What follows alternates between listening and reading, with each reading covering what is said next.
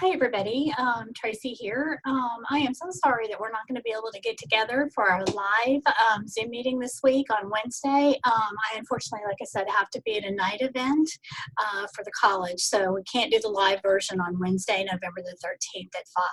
So instead, I thought I would spend some time with you through a recording, and then of course, if you have any questions or whatever, just email me or call me or whatever you need to do so that we can touch base. But as we get started, I wanted to talk a little bit about what we're going to be doing this week. So this week in particular, we're going to talk about all of those things that have become major influences when we talk about urban education. So things like politics. Gosh, we don't know about politics in this day and age, do we? But politics are certainly a big driver behind urban education and particularly the reform movement. We're also going to talk about what are some of those barriers that you may face, whether it's staffing or resources or physical facilities or lack of professional development, etc. And then finally, we're going to talk about some opportunities and hopefully some successes. But before we get into that, I do want to spend some time with you kind of walking through your next assignment in Moodle, and hopefully this will be helpful to you as you do that. So let me share my screen here with you. And hopefully, let me make this a little bit bigger, sorry, you can see. So, I don't know why we're on week 5 there, it just kind of skipped. So, like I said, this week we're talking a lot about understanding the drivers, barriers, opportunities, and successes. And specifically, we're going to talk about how those factors impact our urban schools.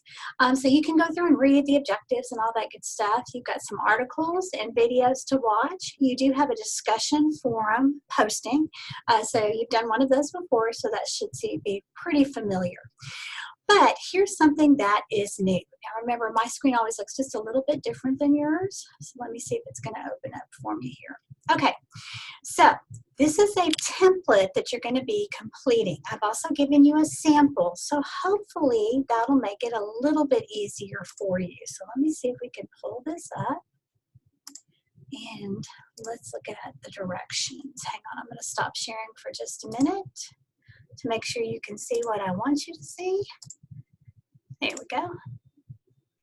Okay, so this is your first case study that you're going to be doing, and it's actually not due until November the 24th. So you've got basically 2 full weeks to work on this particular assignment. So you have 2 options. The first one is you can do a PowerPoint presentation and an alignment graphic organizer, or you can complete the template and an alignment graphic organizer. The template is one that I provided for you. But let's look first at the PowerPoint. So what you're going to do is you're going to look specifically at the data that I asked you to pull and gather back in, last week in week 2, and you're going to create a 15 to 20 slide PowerPoint that shows the specific needs of your school, your parish, or your school system. So, things that I would want you to include would be achievement data, budget, attendance, and other key factors. Like I said, ideally I want you to use real data from your school or your parish or school system. If for some reason you're still struggling to find that data, you can always use information at your state Department of Education website. And if you don't have access to something in particular, just put in there not available. But in most cases, I think you'll find that you can at least get some information and data specifically from the state. So it's going to help you to really think this through and to provide context for each one of these. So for example, you may want to look at what is establishing the need, okay? And we'll talk more specifically. Then secondly, you will use a graphic organizer of your choice to summarize the needs for your particular school, district, or parish onto that one graphic organizer. So you're going to submit 2 things, the PowerPoint and your graphic organizer. And again, you can use any graphic organizer you want, whether it's a bubble map, a flow chart, a Venn diagram, whatever you want to do. That's completely up to you. But the big thing is to really kind of go through and identify what are some needs based on the data that you found, and to be able to pull those out so that everybody kind of understands, what is going on. Your other option, and you only have to do one, you can do option 1 or option 2, is to complete the school reform plan template that I'm going to show you here just a minute. And again, this just kind of guides you through. It has some guiding questions. So if you're still a little bit unsure about what to put in the PowerPoint, this may be a better option for you to do. So, you know, if you, like I said earlier, if you don't have data available, just put no data available and we'll go on. And then like in option 1, you will choose any graphic organizer that you want to use to basically summarize this, okay? So let me stop sharing again here for just 1 second and pull this down, and let me actually go back into Moodle so that, oh, that's not Moodle, where's my Moodle class here? Hang on, guys. Okay, of course I'm not finding what I need. So let's go ahead and pull up, hang on, sorry, the template for you guys. Okay, all right, so this is the template that you can choose to use if you don't want to do the PowerPoint. And like I said, the beauty of this one is it really literally walks you right through it. So it's almost a fill in the blank sort of template. So let me share that with you. Okay, so for this assignment, your case study number 1, that's going to be due on November the 24th, here is the template that is a part of option number 2. So the school reform plan, put the name of the school or the district or the parish or the state, the date, and let's go from there. So here are the things that are going to be found in this template. And I don't know why some of this blanked out, but you can probably kind of figure out what those are supposed to be. So it starts with an overview, the needs. This was actually developed from Tolman High School, so, you know, don't worry about that part. Strategic goals, benchmarks, governance, strategic goals 1 and 2, culture and climate, you know, in terms of student and community support, family and community outreach, performance management, and then strategic budgeting, and of course, any references that you use. So if I were going to do this template, here we go. So my overview is this, okay? So if you look at your particular school's data, you know, things that I might want to put here, so you maybe looked at attendance data, you maybe looked at achievement data, you may have looked at the budget or vacancy reports, student demographics. So this is where I list all those things that I've looked at from my data. Okay, so you know, this, you may have fill the whole list, you may not. You may have actually more than that. But at the minimum, you should be looking at student achievement data on a state test, possibly a national test, where applicable, attendance, maybe some disciplinary information, information about, you know, maybe the average years of experience of teachers. There's a myriad of things that can go here. Now, there's not a right or wrong answer in the sense of you're going to list the data elements or the data pieces that you've looked at from your school or parish here, okay? So you might, then you're going to describe what you did. So just tell me where you found this data. So if you found it on your school's website, list that. If you found it at the district's website, list it there. If it's part of a state level report card, or maybe you went into the state's website and found accountability information, just let me know where your data is coming from. And it could even come from your team leader or your department chair or your principal. Doesn't really matter, okay? But just let me know where that came from. Then you're going to talk about the organizational structure. So for example, and this is not as complicated as it sounds, you might be in an elementary school that's pre-K through 5. You might be in a middle school that's grades 6 through 8. You could be in a high school that's grades 9 through 12. You could be in a K-8 school. There's a lot of different configurations. So what you're going to tell me here is whether the school is public, private, charter, or any other sort of entity, homeschool. You're going to tell me what grade levels are impacted. If you're doing this from the district perspective, you know, just tell me again, you know, this is a K-12 district or pre-K-12 district, you know, blah, blah, blah. Tell me where it's located and approximately the size of the total population. So for example, let's say I was going to do this on the Irving Independent School District in Irving, Texas. So I would put here Irving ISD, Irving, Texas, Student population, I don't know the exact number, but it's somewhere around 35,000. That's all I'd have to put there, that it is a K-12 district considered urban, even though it's a suburb of Dallas. It's a very urban district located in Irving, Texas, with approximately 35,000 students. Okay. Context and rationale for structure. What this simply means is, once you've described it here, if you can give me a few more specifics about the community or the school district or even the state, depending on where you're getting data from. So I'll go back to my example. Irving, Texas, was a suburban community that grew up, outside of Dallas. But over time, the demographics of this particular district have shifted dramatically. It went from a very affluent, primarily white population to now it is a majority minority district. Their largest population are Hispanic students with a decreasing African American and white enrollment. Used to be there was very low poverty. That's not true anymore. Now their poverty rate at most schools is upwards of 80% or greater. They also happen to have the highest percentage of second language learners in the entire state of Texas on a percentage basis. So that's the kind of stuff that I'm going to put in here just to give some context to these particular numbers, because context matters. If you know what the budget needs are, so obviously if I'm working in a place that has a very high second language learner population, I'm going to have some needs around ESL and training and specialized materials and all that. So that's where I would list these budget needs.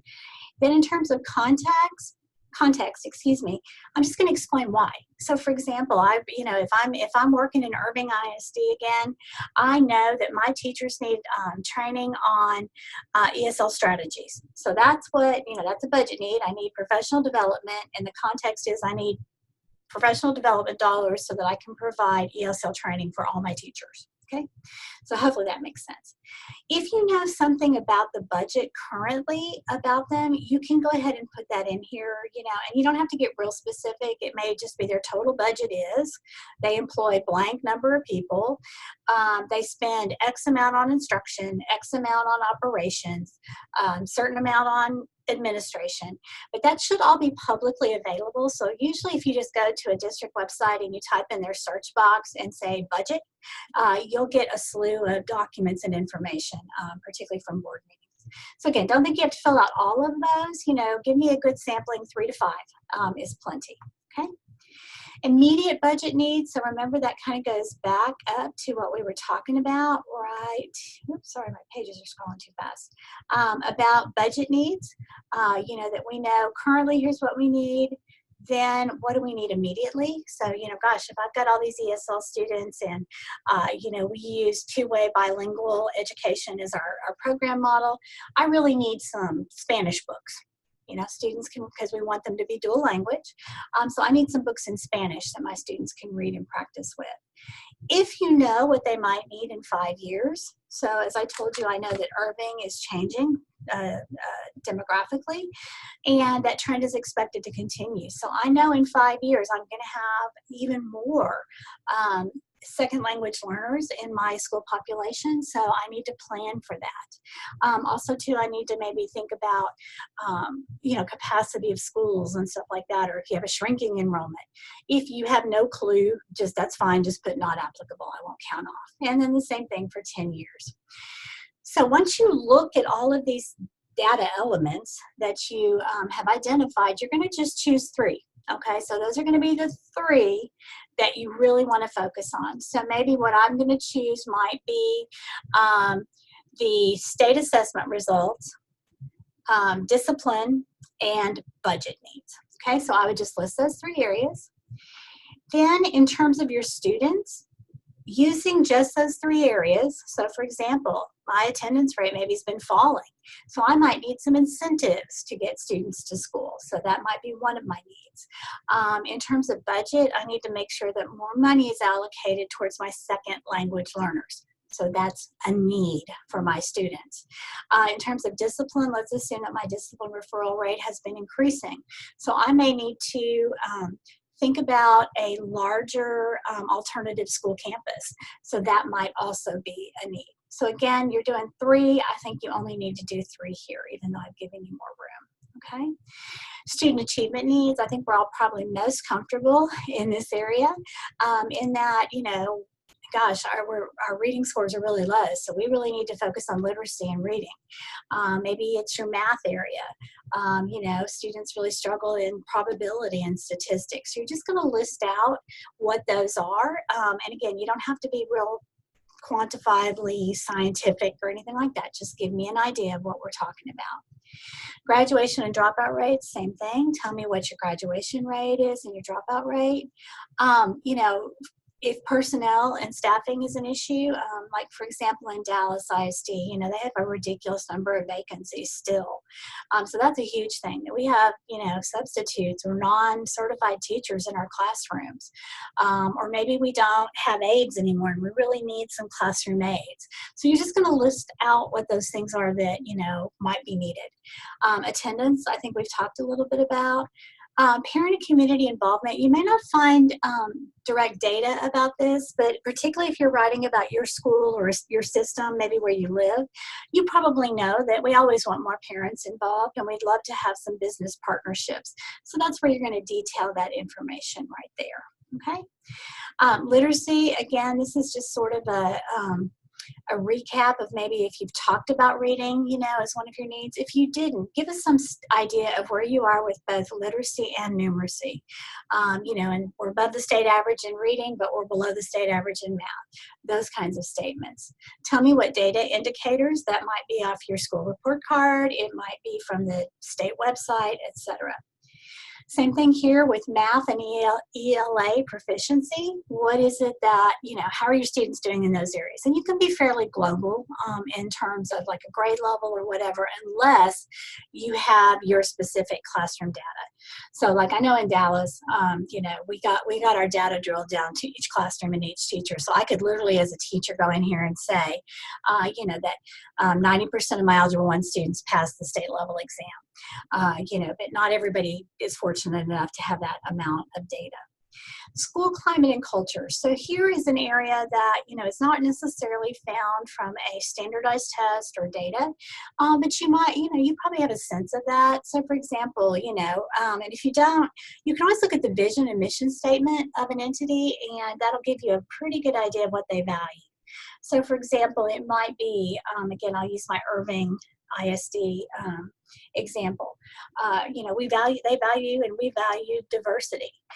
We valued being multilingual, that kind of stuff. So those are just it's just an area where you can expound a little bit on that. If there are some social emotional needs that your school has, like I remember back, gosh, it's probably been 10, 15 years ago, there was a school district that was having a lot of heroin overdoses, and they actually lost some students.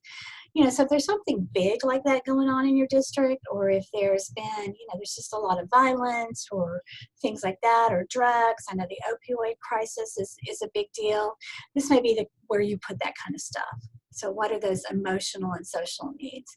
If you have information about suspension and expulsions, you would include it here. Again, if you don't, that's okay. So that's the end of that. Now, if you're doing the PowerPoint, these big rock sort of things in this template that you can just fill and go with are going to be how you put together your PowerPoint. So you're going to have to address these same kind of things, but you're just doing it in a PowerPoint format as opposed to in a template. Either one is fine with me, whatever works best for you. Then when you do your graphic organizer, remember the areas that you're focusing on, that should be included. And then you can include some detail beyond that, but this is the critical piece in terms of your graphic organizer to summarize this. So, since you're not here to ask me questions, like I said, it's really pretty straightforward, and I'm not looking for right answers or very specific things. You know, I don't want this in-depth data analysis. I just want you to get comfortable with looking at data, because that is a big part of really the most successful urban school reform plans. You have to be not only comfortable with data, but you need to know how to use it and how it is a driver for decision making. And a lot of times too, particularly in our urban schools, when people don't want to do what I would say is the right thing by kids, sometimes you can pull some data out that will really push them to make that happen. So that's why we're looking at and using this particular template. So let me go back real quick here to our assignments for this week. Hang on, let me just kind of get out of this real quick. Sorry. And then I'll start sharing with you guys again. Okay, so let me share one more time, just so we're all on the same page. So like I said, you do have an article to read, you have a discussion forum to do, and then this is your case study. This is a pretty major grade, so you know I would certainly encourage you to have some time and attention on it, but it's not actually due until the 24th. And then as I've told you guys, obviously I can't be with you for the Zoom meeting on Wednesday night, so I'm doing this in lieu of that. Okay, so let me stop sharing this and let me get into the presentation for our get together here. Hang on one second, sorry. Okay, there it is. Let me get back to share. Okay, so there's a lot of discussion about, particularly when you're in urban education, about equality and rights and all of these things. But I think really, as we've done more and more research and really thought more about what is going to be the best thing for our urban youth, we really have to talk more about equity and the quality of education than necessarily about equality. So a marked distinction. So let's sort of think through, hang on, let me get this going like I should have meant to, sorry. So let's kind of think through what that looks like.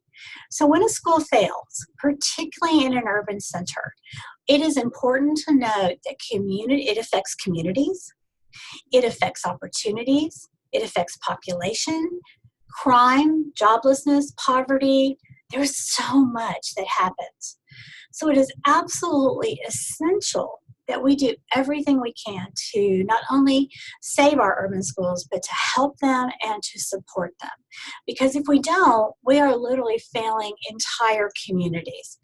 We know from research that when you really do have equity within a system and you make sure that there's quality in that education, we see student success increase. We've got some good models out there that in urban ed that are working, and so it's really important though that we do that.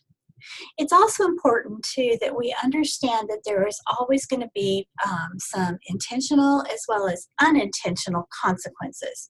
So for example, when our schools fail, particularly in our urban areas, it affects that child for the rest of their life. It affects their lifetime earnings. It takes away their ability to adapt, at least to higher unemployment. And they also lose the ability to move economically. So if you read any of the research about jobs for the future, they're saying that the average graduate now will have 7 different careers, not jobs, careers. So we really have to make sure that in all of our schools, but particularly for our urban youth, that we are really helping them to develop those critical thinking skills, to be able to be problem solvers, to work well with others, to understand and know how to collaborate, how to pull in that creative process. They also have to be great readers and writers and do math because the jobs of the future require higher levels of literacy and numeracy than probably ever in our entire populate or in our entire existence. So for example, if you want to become a plumber, which is a great trade and pays very, very well, the readability of the plumbing manuals and things that you have to learn is actually equivalent to about a senior level college course. So while we think of as the trades are not as, maybe rigorous, and in many ways they're actually more rigorous than some of our college classes.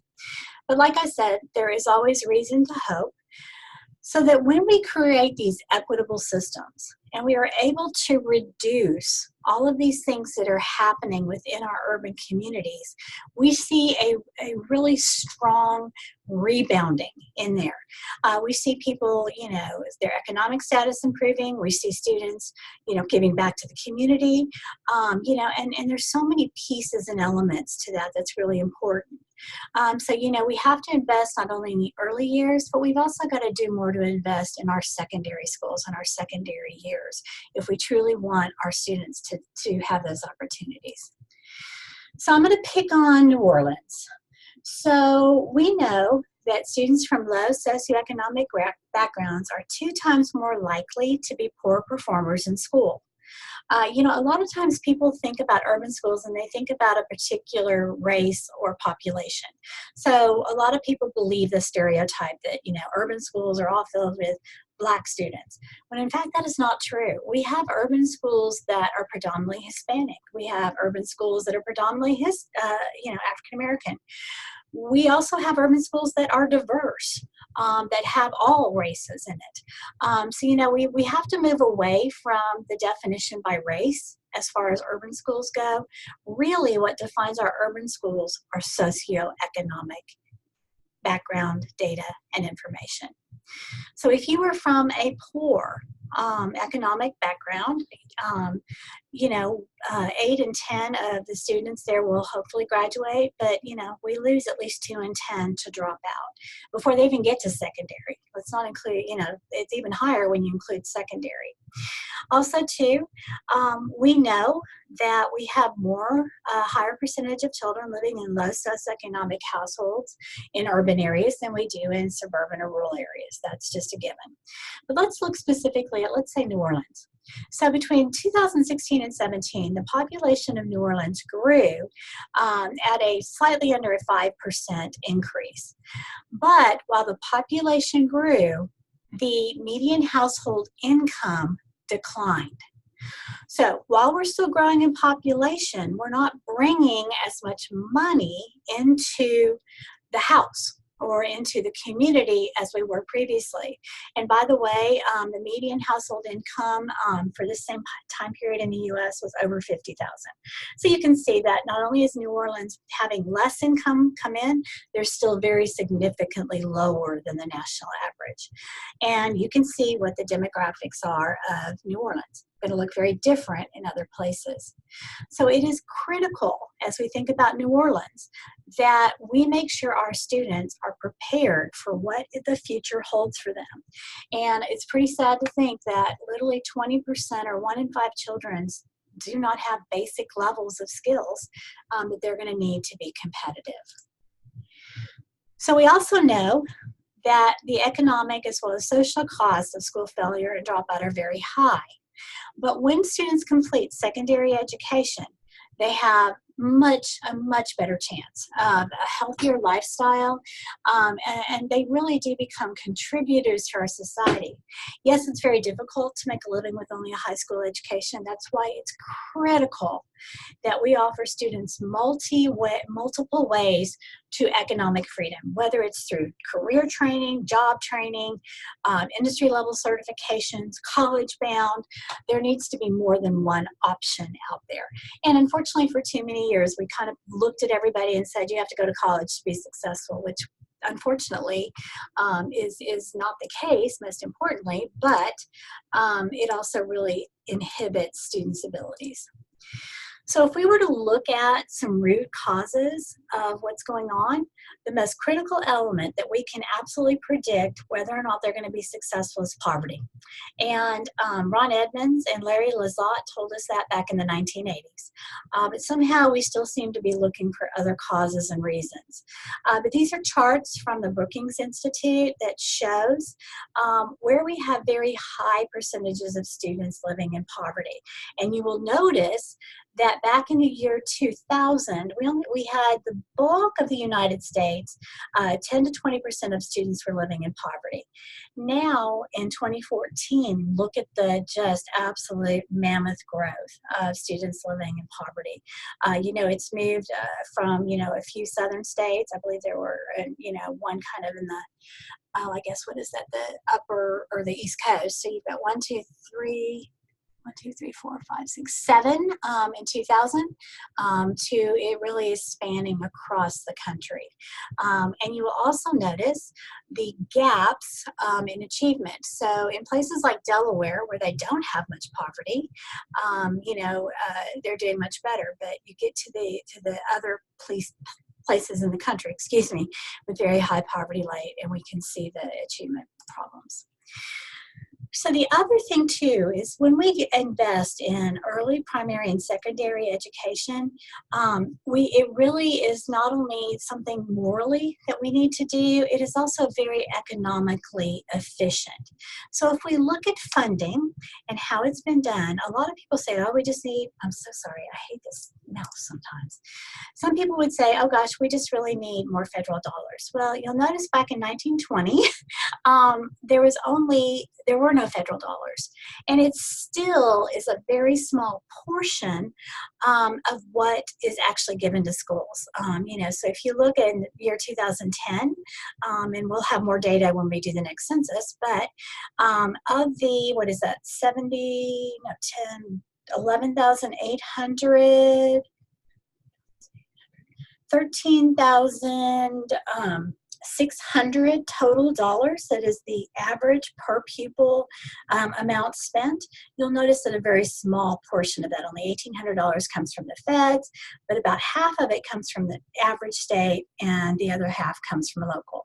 Now, if you're from places like Louisiana or Texas, Mississippi and Arkansas, we would just have died to and been so excited to get $13,600 per pupil funding. This is the average. Obviously, some places it is much, much lower. So one of the most efficient ways that our governments can invest is to really look at ways to prevent school failure.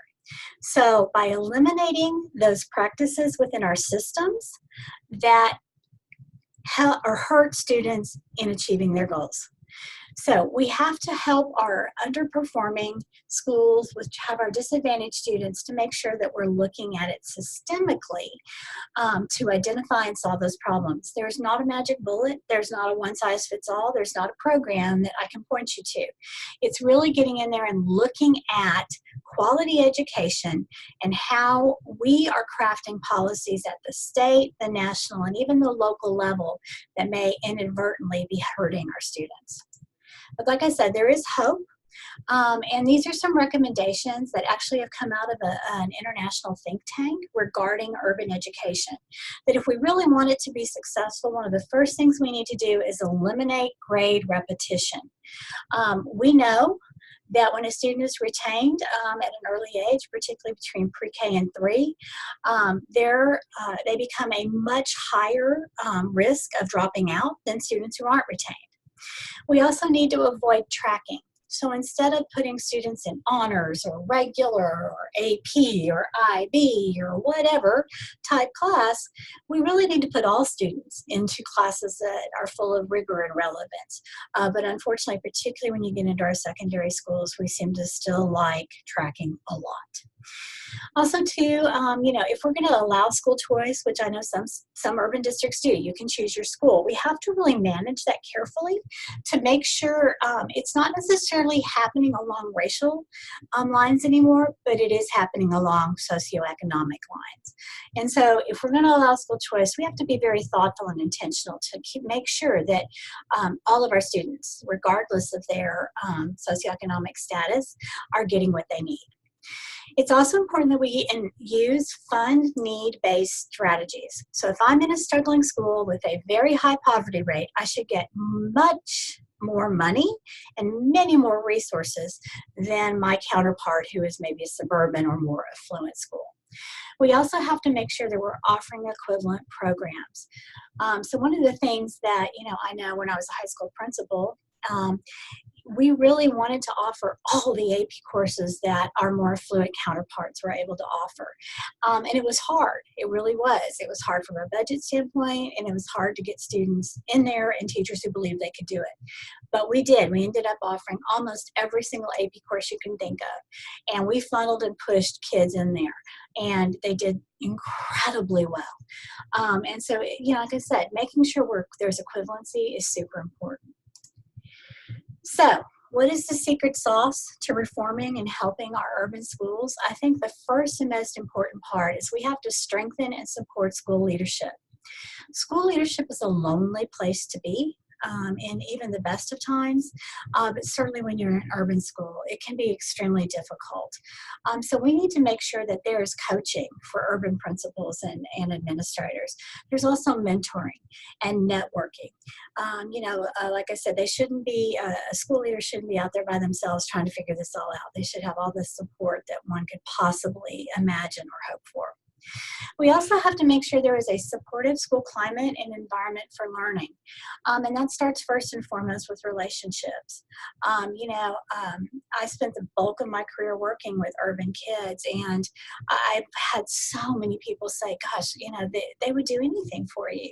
And I was like, yeah, these kids would do anything for me because they know I would do anything for them first. It's very important that we have deep and meaningful relationships with our students. We also have to know and understand the data. A lot of our kids in urban schools are bored out of their minds because they're much brighter than we ever would think about giving them credit for. And so we have to think about where they are and moving them to the next level. So if they're already very bright, doing well, have good achievement, we need to push them to even higher levels. There also has to be an extensive network of counseling and mentoring and supports for our urban students. And then, probably the most critical piece of all is we've got to attract and support high quality teachers. A child's education, whether it's fortunate or unfortunate, I'm not sure, hinges on one thing, and that's the teacher. So when kids in our urban centers get those great high quality teachers, man, it makes all the difference in their lives. But when they don't, it can be absolutely devastating.